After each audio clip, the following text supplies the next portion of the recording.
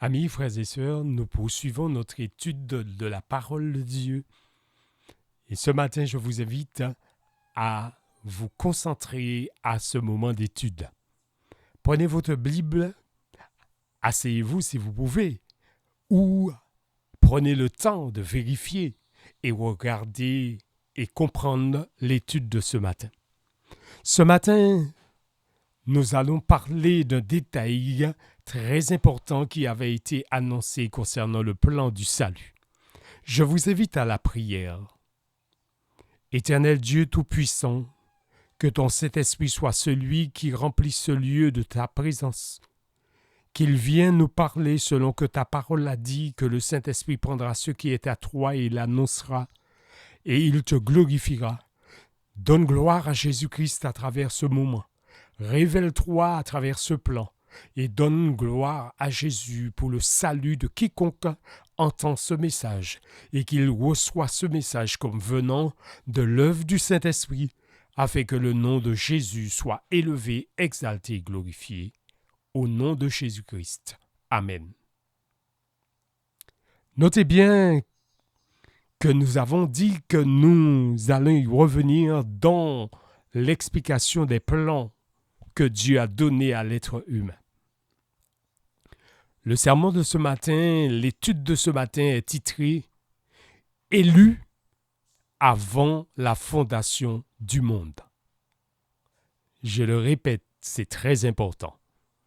Élu avant la fondation du monde. Notez bien que Dieu a un plan dans sa main. Nous avons déjà parlé de ce plan sur différents aspects. Et c'est pour cela, en quelque sorte, ce matin, nous irons dans les détails les plus approfondis et les plus clairs pour comprendre que le plan, c'est l'affaire de Dieu. Et pourquoi un plan? Selon Job chapitre 38, verset 2, il est dit « Qui est celui-ci qui obscurcit mes desseins par des discours sans intelligence ?» Dieu conçoit que Job était en train d'entraver ce qu'il fait par des discours sans intelligence. Ce qui veut dire qu'il ne comprend pas. Et comme il ne comprend pas, il a un comportement qui semble entraver cette œuvre que Dieu est en train de faire. Chose que nous pouvons noter dans la vie de beaucoup. Quand nous ne comprenons pas quelque chose dans la Bible, nous attribuons cela à des réflexions qui quelquefois ne glorifient pas Dieu. Comme par exemple, si Dieu savait ça, pourquoi a-t-il fait ça? Si Dieu savait que Satan allait faire ça, pourquoi a-t-il créé Satan? Ce sont des discours sans intelligence qui amènent à remettre en question Dieu. Nous ne devons pas agir comme cela et vous allez apprendre dans cette étude le pourquoi. Donc Job, dans son comportement, Dieu dit dans Job 38, verset 2, « Qui est celui-ci qui obscurcit mes desseins par des discours sans intelligence ?» Job ne comprenait pas. Tout comme nous, aujourd'hui, on ne comprend pas. Il y a un plan fait avant la fondation du monde. Et c'est ce que nous lisons dans le livre de Éphésiens, chapitre 1er, verset 4. Écoutez ce qui est dit. Éphésiens 1, verset 4. En lui, Dieu nous a élus avant la fondation du monde, pour que nous soyons saints et irrépréhensibles devant lui. Le passage des Écritures nous rapporte que le plan est fait avant la fondation du monde. C'est un plan que Dieu détient dans sa main. Versets 9 et 10. Éphésiens 1, versets 9 à 10. Nous faisant connaître le mystère de sa volonté, selon le bienveillant dessein qu'il avait formé en lui-même, pour le mettre à exécution lorsque les temps seraient accomplis, de réunir toutes choses en Christ, celles qui sont dans les cieux et celles qui sont sur la terre. Notez bien ce qui est dit. Dieu est en train de se révéler à nous à travers ces passages des Écritures pour nous faire comprendre qu'il détient dans sa main un plan. Et le plan a été fait avant la fondation du monde.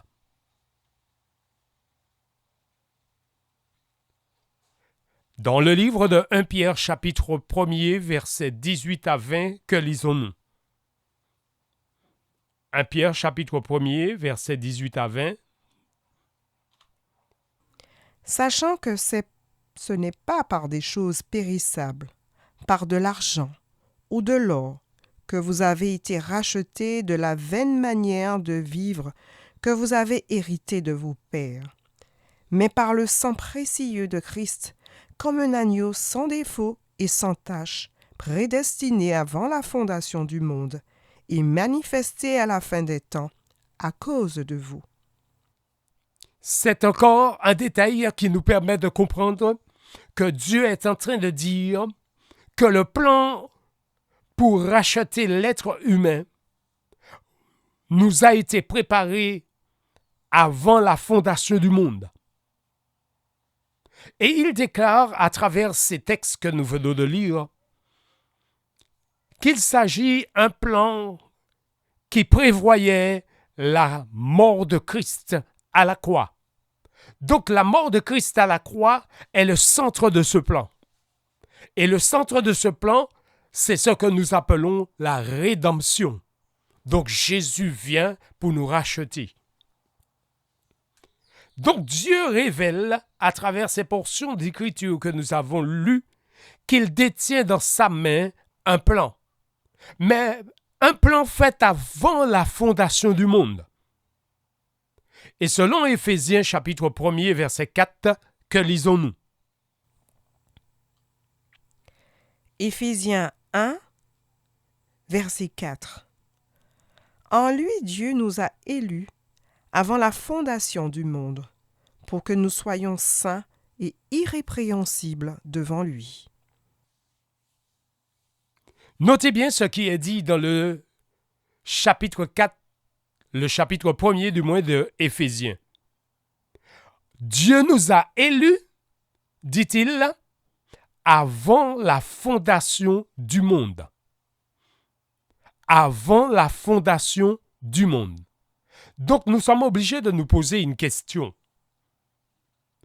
La fondation du monde, c'est quoi? Et le livre de Genèse chapitre 1er nous répond. Le verset 1er, au commencement, Dieu créa les cieux et la terre était informe et vide. Et il y avait des ténèbres sur la surface de la terre. Notez bien ce qui est dit. Au commencement, Dieu créa les cieux et la terre. La terre était informe et vide. Nous avons parlé de ce détail quand nous avons parlé du séminaire des 7 jours. Parce que nous avons parlé que la terre était restée informe et vide pour le moment précis où Jésus va créer juste avant que la guerre éclate au ciel. Donc Jésus va créer en la présence des myriades et des myriades d'anges, des milliers et des milliers d'anges, en la présence de Lucifer qui préparait une révolte. Eh bien Dieu va révéler à Lucifer et à tous les anges qui se préparaient à la guerre que les choses étaient clairement dites à travers un plan où Dieu va créer maintenant et résoudre le problème que les anges avaient dans la compréhension du plan divin. Notez bien ce qui est dit ici. C'est un plan fait avant la fondation du monde pour que nous soyons saints et irrépréhensibles devant lui. Notez bien la suite du verset. Pour que nous soyons saints et irrépréhensibles devant lui. Donc Dieu a fait le plan dans un but bien précis. Il détient le plan dans sa main. Il développe le plan.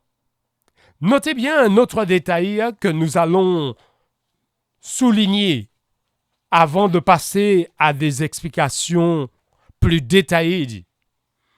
Notez bien dans le livre de 1 Corinthiens, chapitre 3, verset 10, que lisons-nous? À partir du verset 10. Ce passage nous révèle que vous êtes le champ de Dieu, ce qui veut dire que Dieu travaille en nous. Ce passage des Écritures, cette portion des Écritures nous révèle que nous sommes l'édifice de Dieu. Ce qui veut dire que quand Dieu a bâti le monde et tout ce qu'elle renferme et l'homme dont il a créé, il considère que c'est un édifice qu'il a érigé. Donc, nous sommes l'édifice de Dieu, nous dit saint Paul. Par contre, il souligne qu'il a posé le fondement comme un sage architecte. Paul se compare à un architecte. Mais par contre, il ajoute « et un autre bâtit dessus ».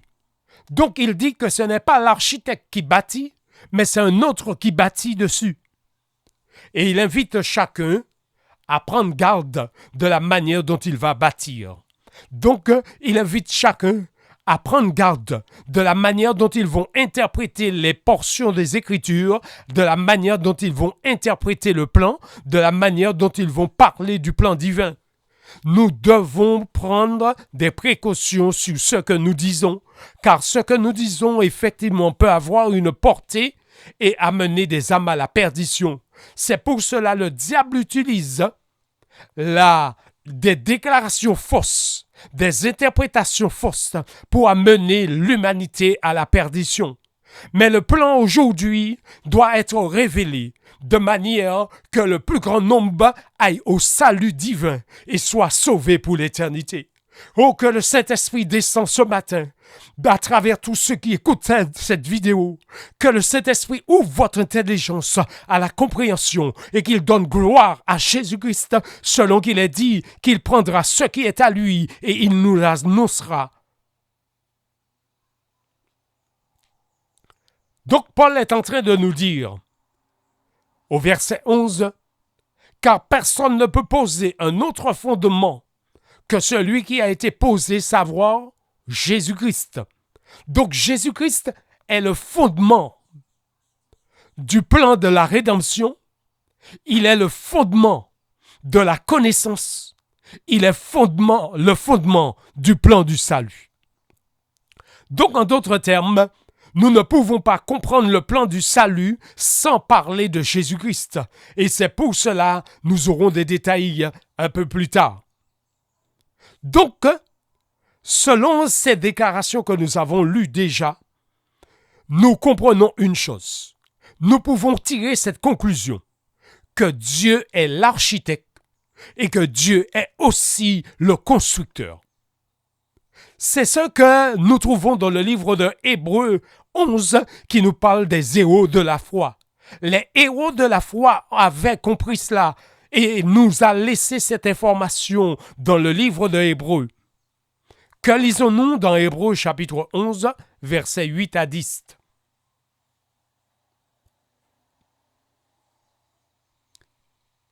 Notez bien ce qui est dit dans ces passages. Que Abraham, qui est le père de la foi, a tiré comme conclusion, c'est par la foi que la promesse qui a été donnée s'accomplit dans sa vie. Moïse a tiré le son et tous les co-héritiers de la promesse, c'est-à-dire Jacob, Isaac, ont tiré aussi profit. C'est ce que nous dit le verset 9. C'est par la foi qu'il s'établit dans la terre promise, comme d'une terre étrangère, habitant sous des tentes, ainsi qu'Isaac et Jacob, le co-héritier de la même promesse. Mais par contre, au verset 10, c'est la conclusion. Car il attendait la cité qui a de solides fondements, celle dont Dieu est l'architecte et le constructeur. Et ceci est très important et je prends le temps de m'arrêter dessus. Notez bien qu'il a dit que Dieu est l'architecte, mais Dieu est aussi le constructeur. En général, l'architecte, c'est celui qui fait le plan. Et le constructeur, nous pouvons l'appeler l'entrepreneur, celui qui exécute le plan. Mais notez bien ici, c'est Dieu qui a fait le plan, mais c'est Dieu qui exécute le plan. Ceci peut se comprendre d'une manière claire dans le plan de la rédemption qui est affiché devant vous. Le plan de la rédemption, c'est un plan fait avant la fondation du monde. C'est un plan qui comprend 3 parties qui se déroulent dans l'histoire, dans le développement du plan. La première partie, Dieu envoie les prophètes. C'est là vient l'Ancien Testament, nous l'avons dit dans la vidéo précédente. Et l'Ancien Testament met en lumière clairement que Dieu se révèle par l'envoi des prophètes en révélant à l'homme qu'il a un plan de salut. Celle qu'il avait révélée dans Genèse 3,15 quand il avait dit « Je mettrai inimitié entre toi et la femme » où Satan apprend pour la première fois qu'il y avait un plan. Ce plan a été développé à travers ces 3 étapes. L'envoi des prophètes, l'envoi du Fils selon le livre de Hébreux chapitre 1er. Après avoir parlé à nos pères par des prophètes, Dieu nous a parlé par le Fils qu'il a envoyé dans ce monde. Le Fils est venu selon Hébreux chapitre 1er et le Fils accomplit la deuxième partie du plan. Et le Fils, en partant, laissant la terre, il promet d'envoyer le Saint-Esprit. Et le Saint-Esprit est celui qui est venu le jour de la Pentecôte, qui jusqu'à aujourd'hui n'est pas remonté au ciel, parce qu'il agit dans le plan à travers la pluie de la première saison et la pluie de l'arrière-saison. Une pluie qui fait des conversions et une pluie qui scelle. Donc, en d'autres termes, le plan se déroule en 3 étapes. L'envoi des prophètes, l'envoi du Fils et l'envoi du Saint-Esprit. Donc Dieu va nous révéler ce plan. Et à travers la révélation divine de ce plan, qu'est-ce que Dieu veut que nous apprenions? En nous révélant un plan fait avant la fondation du monde. Donc quand il nous parle avant la fondation du monde, nous avons dit la terre n'était pas encore créée quand le plan a été fait. Donc si le plan a été fait avant que la terre a été créée, ceci montre que le plan était prévu avant le péché. Nous n'allons pas entrer dans cette confusion de pensée, comme il a dit à Job, qui est celui-ci qui obscurcit mes desseins, en se posant la question. Mais s'il savait que Satan allait pécher ou Adam allait pécher, pourquoi a-t-il fait? Non, le plan révèle le pourquoi. Le pourquoi, c'est que Dieu qui détient son plan, rien ne peut entraver son plan, il poursuit son plan. Et nous pouvons comprendre d'une manière claire qu'à partir du moment que le plan a été conçu avant la fondation du monde, le plan comprend la présence de Jésus-Christ. C'est pour cela le plan fait avant la fondation du monde montre l'existence déjà du Père, du Fils et du Saint-Esprit. Chose que certaines personnes ne comprennent pas quand ils veulent parler de mystère de la Trinité. Dieu ne nous a pas donné des détails sur cela, mais nous pouvons comprendre que le Père, le Fils et le Saint-Esprit existent déjà. Donc n'allez pas dans des conflits, comme il a dit à Job, mais comprenez que le plan est fait avant la fondation du monde, que le Père, le Fils et le Saint-Esprit existent déjà. Et c'est pour cela Satan va se révolter contre le Fils. C'est pour cela, en quelque sorte, le Fils qui existe déjà au ciel, nous voyons l'intervention de Satan contre le Fils. Mais ce Fils, Moïse a eu la vision quand Dieu l'a révélé le plan sur la montagne. Et qu'est-ce que Moïse a vu en vision? Et qu'est-ce que Dieu l'a révélé dans cette vision? Nous allons prendre connaissance de cela. Écoutez. Le Christ enseigna à Moïse le plan du salut, message choisi, pages 270 à 273. Alors que Moïse se trouvait sur la montagne, en la présence de Dieu, le plan du salut qui remontait à la chute d'Adam lui fut révélé avec force. Il apprit alors que l'ange qui conduisait les enfants d'Israël dans leur voyage devrait un jour se manifester dans la chair. Le Fils chéri de Dieu, qui était un avec le Père, devait ramener à l'unité avec Dieu tous les hommes qui croiraient et se confieraient en lui. Moïse a compris la signification du système des sacrifices. Alors notez bien une chose. Qu'est-ce que Moïse a vu?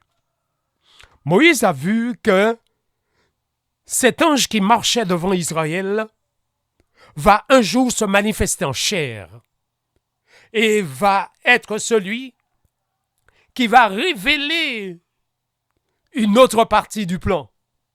Il va révéler l'accomplissement du plan qu'il avait donné à Moïse sur la montagne, c'est-à-dire Jésus qui vient sur le parvis qui représente la terre et qui va mourir au calvaire. Il va représenter deuxièmement Jésus qui, après sa résurrection, monte au ciel et va officier dans la deuxième partie du sanctuaire, c'est-à-dire éclairer le chérubin. Éclairé par le chérubin à travers le chandelier. Et le chandelier représente l'Église. Donc il va éclairer le monde en établissant l'Église dont il a choisi les 12 apôtres. Donc ce plan était magnifiquement organisé et donné la révélation à Moïse. Ce matin, vous comprenez que nous n'avons pas tout le temps de rentrer dans tous les détails. Mais vous pouvez vous poser vos questions si vous avez des questions. Vous pouvez faire réagir si vous avez des réflexions. Et nous prendrons le temps de partager la connaissance plus approfondie là où vous n'aurez pas compris. Mais notez bien une chose, le plan a été fait avant la fondation du monde et toutes les parties nécessaires à la compréhension se trouvent dans la révélation de la Bible, dans la révélation du plan de la rédemption. Lors des vidéos précédentes, nous avons déjà parlé que dans le chapitre 16 de Romains, le plan qui était un mystère n'est plus un mystère parce qu'elle a été révélée. Donc si elle a été révélée aujourd'hui, il n'y a pas de détails que nous ne pouvons pas trouver des réponses. Les réponses sont dans la Bible, mais qu'il faudrait que le Saint-Esprit nous conduise vers les réponses. Et notez bien, nous avons déjà dit cela, que le Saint-Esprit détient toutes les solutions parce qu'il avait mis la main sur la nature d'un événement pour que Miller ne découvre pas. Nous l'avons déjà dit. Donc, il peut enlever la main et nous faire comprendre. Donc, en d'autres termes, le plan est fait avant la fondation du monde et ce plan comprend toutes les parties que Dieu va nous révéler à travers son plan. Si le plan est fait avant la fondation du monde, alors tous les hommes a été, avant la fondation du monde, un élu de Dieu. C'est ce que nous avons lu dans les premiers versets. Nous sommes des élus avant la fondation du monde. C'est ce que nous avons lu dans le livre de 1 Pierre à partir du verset 18 à 20. C'est ce que nous avons lu dans Éphésiens chapitre 1er verset 4. Mais écoutez cette déclaration. Celle-ci est tirée dans le livre de Apocalypse chapitre 13, versets 7 et 8. Il est dit, « Et il fut donné de faire la guerre aux saints et de les vaincre. Et il fut donné autorité sur toute tribu, tout peuple, toute langue et toute nation. » Verset 8. Et tous les habitants de la terre l'adoreront, ceux dont le nom n'a pas été écrit dès la fondation du monde dans le livre de vie de l'agneau qui a été immolé. Notez bien ce qui est dit dans le verset 8. Ceux dont le nom n'a pas été écrit dès la fondation du monde dans le livre de vie de l'agneau qui a été immolé. Certaines personnes, en lisant ce verset, disent que Dieu a fait une sélection et qu'il a déjà inscrit certains noms dans le livre de vie. Ce n'est pas ce que dit le passage. Cette portion d'écriture est en train de dire que tous les noms dès la fondation du monde sont inscrits dans le livre de vie, parce qu'il s'agit de livre de vie de l'agneau. Le livre de vie de l'agneau, notez bien qu'il n'a pas parlé de livre de mort. Notez bien qu'il n'a pas parlé de la mort. La mort ne faisait pas partie du plan divin. Donc c'est pour cela, la mort viendra quand Adam va pécher. Donc en d'autres termes, dans le livre de vie de l'agneau, il y avait tous les hommes inscrits. Et si tous les hommes étaient inscrits, donc en d'autres termes, d'où vient-il que des hommes seront perdus? D'où vient-il cette déclaration que nous lisons dans le livre de Apocalypse chapitre 3, verset 5? Apocalypse chapitre 3, verset 5 nous dit « Celui qui vaincra sera revêtu de vêtements blancs. Je n'effacerai point son nom du livre de vie, et je le confesserai son nom devant mon Père et devant ses anges, que celui qui a des oreilles entende ce que l'Esprit dit aux églises. » À travers ce verset que nous venons de lire, nous découvrons quelque chose de fondamental que nous avons parlé déjà. Quand Jésus fut transporté dans un chariot de feu dans le lieu très saint, Jésus avait commencé l'effacement des péchés. Donc, en d'autres termes, le péché effacé nous montre que nous avons une possibilité encore de rédemption, de rachat pour réintégrer le salut si nous l'avons perdu au chemin faisant parce que nous avons péché. D'ailleurs, c'est ce qui arrive pour Moïse. Moïse réintègre le camp parce que Moïse avait péché en frappant le rocher. Mais nous revoyons Moïse dans la révélation quand Moïse et Élie furent montrés au moment où Jésus allait terminer sa mission sur la terre, où on voit Élie et Moïse sur la sainte montagne où la voix de Dieu parle et dit « C'est mon fils bien-aimé, écoutez-le ». Notez bien que ce passage d'Apocalypse 3, verset 5 nous dit « Je n'effacerai point son nom ». Donc il y a un moment où le nom peut être effacé. Notez bien ce détail, encore dans le livre de Exode chapitre 32, versets 31 à 33. Moïse retourna vers l'Éternel et dit « Ah, ce peuple a commis un grand péché et se sont fait un veau d'or. Pardonne maintenant leur péché, sinon efface-moi de ton livre que tu as écrit. » L'Éternel dit à Moïse, « C'est celui qui a péché contre moi que j'effacerai de mon livre. Va donc et conduis ce peuple où je t'ai dit, voici mon ange marchera devant toi, mais au jour de ma vengeance, je les punirai de leurs péchés. » Notez bien ce que Moïse va faire. Moïse, qui représente le Christ, va intercéder pour le péché du peuple. Mais Dieu va dire, pour nous faire comprendre clairement son plan, que c'est celui qui a péché contre moi que j'effacerai.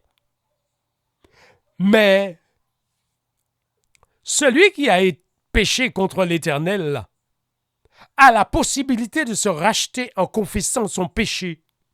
Donc le plan du salut nous révèle la confession du péché pour que le péché soit effacé. C'est pour cela qu'il avait envoyé Jean-Baptiste qui avait invité le peuple à se repentir pour que leur péché soit effacé. C'est pour cela, ami, toi qui écoutes cette vidéo, je t'invite à te repentir. Je t'invite à l'effacement de tes péchés en venant à Jésus-Christ, le Sauveur de l'humanité. Je t'invite à approfondir le plan de la rédemption pour comprendre que dès la fondation du monde, ton nom est inscrit dans le livre de vie, mais Satan fait tout pour que tu n'aies pas la connaissance de ce plan de la rédemption, pour que tu sois racheté de tes péchés. Satan fait tout pour que tu sois ignorant de ce plan, pour que tu ne comprends pas le plan de la rédemption. Il fait tout pour barrer la route aux serviteurs que Dieu a révélé le plan, pour que le plan ne soit pas dévoilé. C'est pour cela qu'il utilise la diversité des églises corrompues sur la terre pour nuire à la compréhension du plan de la rédemption, pour que l'humanité n'ait pas la connaissance du plan. Je t'invite, ami, à entrer dans la dimension de la compréhension du plan.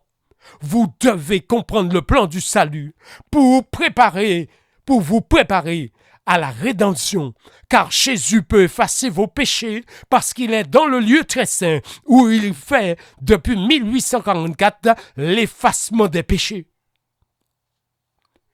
En d'autres termes, vous comprenez à quoi sert le plan. Le plan sert à nous révéler ce que Dieu fait pour notre salut. D'où la nécessité de bien comprendre le plan. D'où la nécessité de comprendre que Dieu a pris le soin lui-même de révéler le plan par l'intermédiaire du Saint-Esprit. Si vous voyez cet homme qui vous parle là, et que vous ne voyez pas l'action du Saint-Esprit qui vous révèle le plan, vous êtes en train de faire fausse route.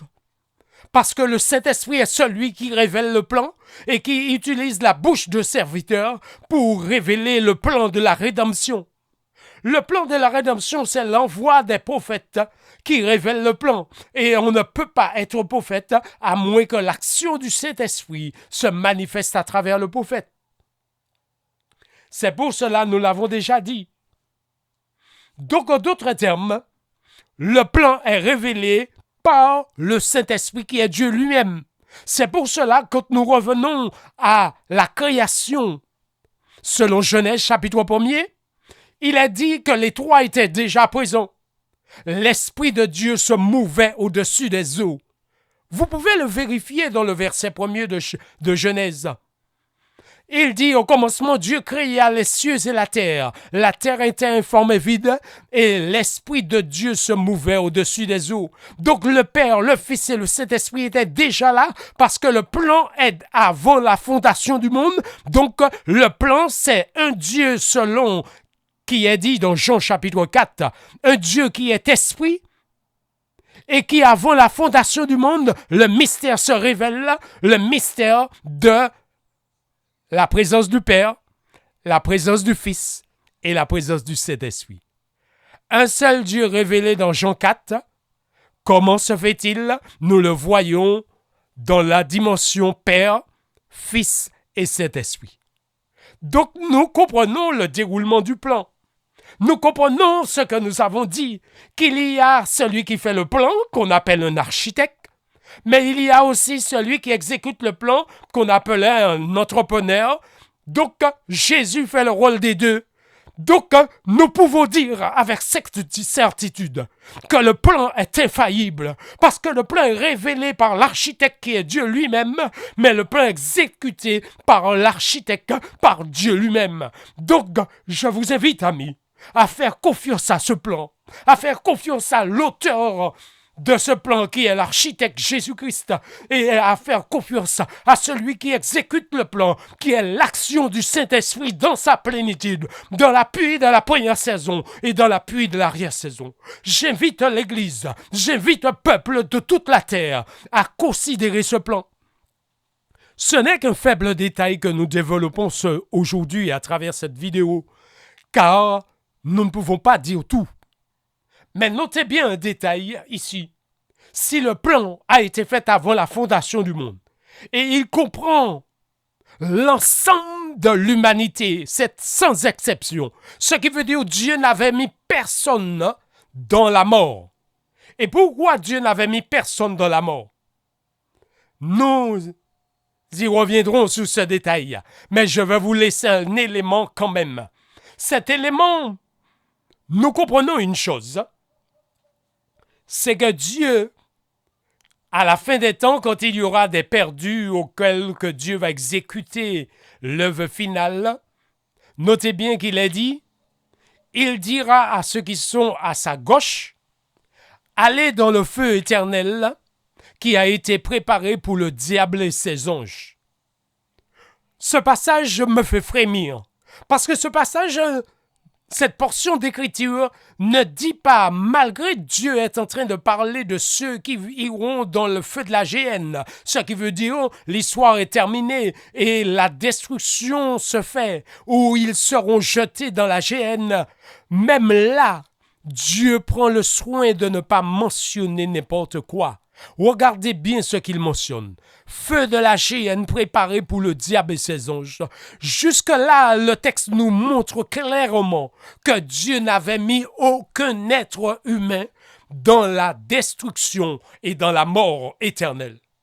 Donc, en d'autres termes, il nous révèle un plan qui a été fait avant la fondation du monde, dont ton nom figure, ami. Et je t'invite à la repentance parce que ton nom est inscrit. Et si tu es encore vivant et que tu écoutes cette vidéo, tu l'entends, c'est que tu peux te repentir. Tu peux garder ton nom inscrit sur le livre de vie. Repens-toi, donne à Jésus-Christ ta vie et cherche le chemin du salut. Notez bien un détail important. Le chemin du salut est l'Église qui observe la loi de Dieu.